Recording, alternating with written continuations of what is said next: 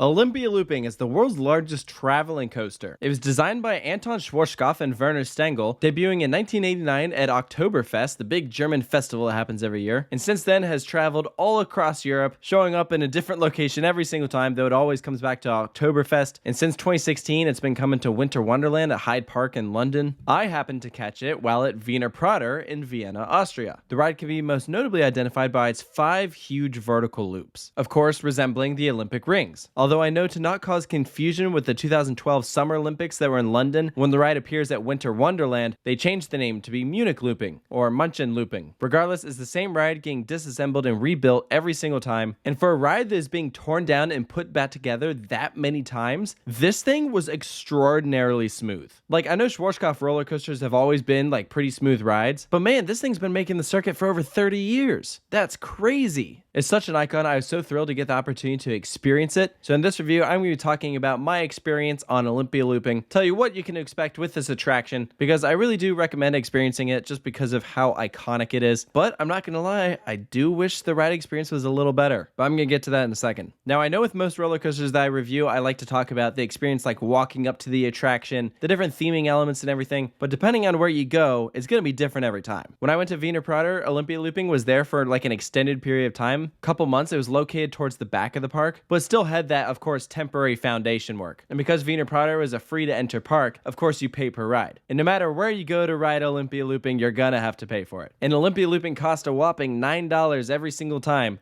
Like, I don't think $9 is that bad for one ride on a roller coaster. I mean, I've certainly seen a lot worse. But when it's a roller coaster that you want to re-ride, I mean, that adds up quick. There's a ticket booth right at the front of the roller coaster, like right in between the 2 vertical loops right up front. You can buy your ticket there. They'll give you a receipt. Once you've taken your seat, you'll pass the attendant your receipt so they can verify you've paid, then they'll check your restraints and dispatch you. Now, before I dive into the ride experience, I do gotta talk about this train, because this is pretty interesting here. First off, when I went, it was 5 cars long. During Oktoberfest and Winter Wonderland, they add an additional 2 cars to it to make it a 7-car train. That means, with the same layout, the G-forces are going to be even stronger in the back. So that means the ideal place to ride this thing is going to be one of those places where you get the longer train. Because while I sat in the back, during those events, that might as well be the middle. So when I read on here that Olympia looping pulls 5.2 positive Gs, I'm going to assume that that's from the back car when it's a 7-car train, which is maybe where part of my disappointment came from, because honestly, I didn't think Olympia looping was as intense as I was expecting. The other big problem here with these trains, the restraints. Honestly, my number one issue with this ride,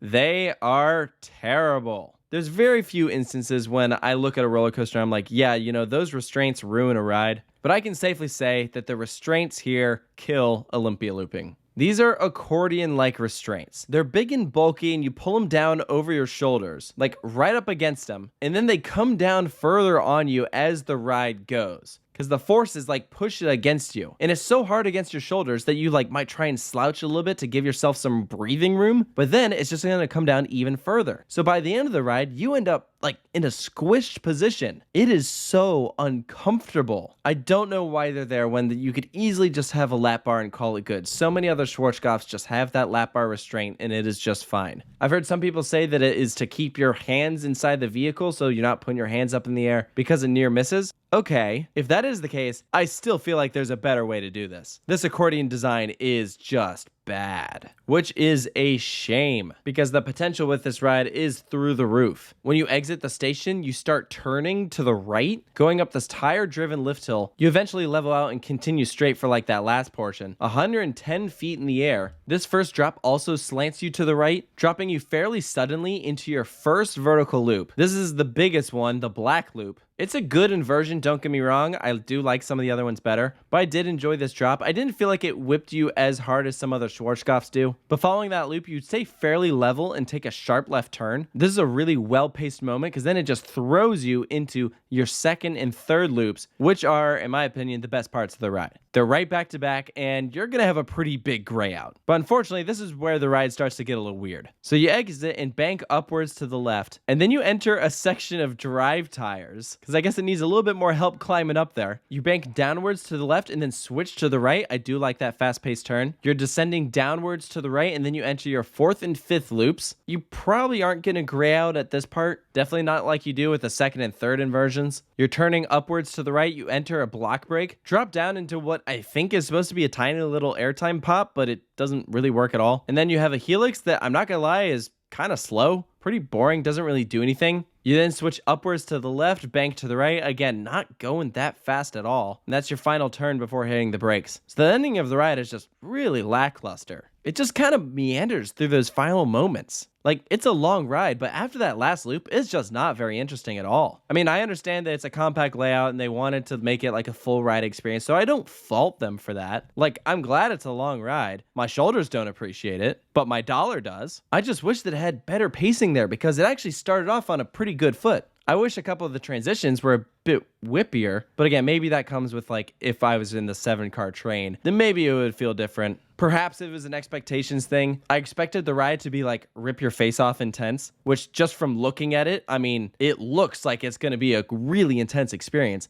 and it just wasn't anywhere near the level I thought it'd be. It was still good, like I liked it, but there are absolutely more intense Schwarzkopfs out there in my opinion. I still think Mindbender at Galaxyland was the most intense Schwarzkopf I've ever experienced, but I never did Chimera, so I cannot confirm which one of those was crazier. So for Olympia Looping's final score, I'm going to give it a 5.5 out of 10. I think it's cool in concept, but it has a lot of issues. The restraints being the main problem. Again, I understand if you have some low clearance that you need to do something about, but figure it out without completely killing the rider experience. It is so hard to even appreciate these elements because you're just so squished up in this tight little train. And then when you have the pacing that just didn't deliver, I really wanted to like this ride more than I did. I think it has some good moments. Would I ride it again? I mean, probably, but I don't think I would ever find myself in a circumstance where I'd be like seeking out Olympia Looping again. Like, it wasn't so good that I'm like, dang, I gotta get back on that thing. So again, maybe you can say there was an expectations thing, but when a ride looks this good and is this photogenic, you just hope that it rides well, and frankly, I think I enjoyed watching it more than I enjoyed riding it, which is a shame. So let me know down in the comments below if you've ridden Olympia Looping, what do you think of it? Do you agree with the points that I brought up? Do you think there's anything I missed? And if you disagree, let me know why. And of course, make sure to stay tuned for more roller coaster reviews from rides all across the world. Thank you so much for joining me, and I'll see you next time.